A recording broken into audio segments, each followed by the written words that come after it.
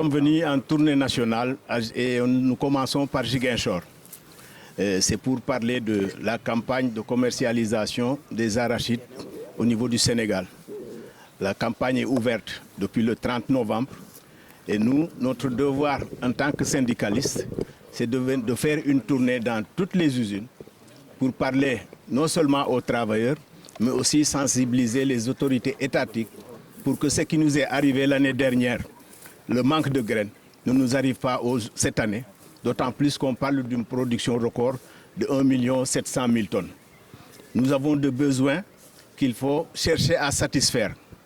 Et comme l'a dit tout le monde, il faut d'abord collecter rapidement les semences d'arachide, mais aussi permettre aux huiliers de collecter le maximum de graines, parce que c'est ça leur matière première. Et ensuite, les exportations viendront après une satisfaction des usines locales.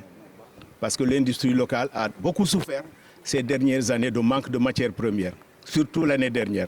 Donc, comme on ne peut pas cumuler 2 années sans graines, il est nécessaire de se déplacer, d'aller vers tout le monde, de sensibiliser les autorités étatiques, mais aussi de parler aux partenaires sociaux pour que les usines soient bien approvisionnées cette année, pour qu'il y ait même du travail, parce qu'elle est porteuse d'emploi.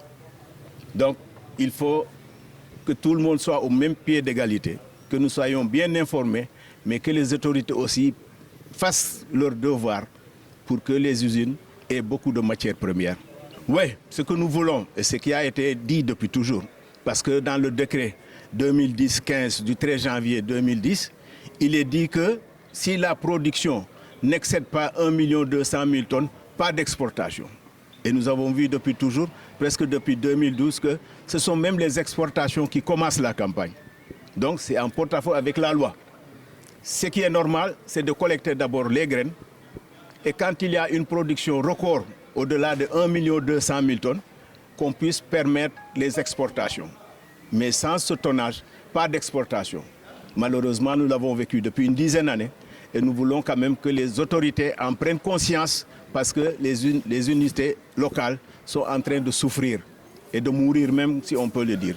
L'année dernière, la Sonacos n'a eu que 22 875 tonnes sur un besoin supérieur à 200 000 tonnes.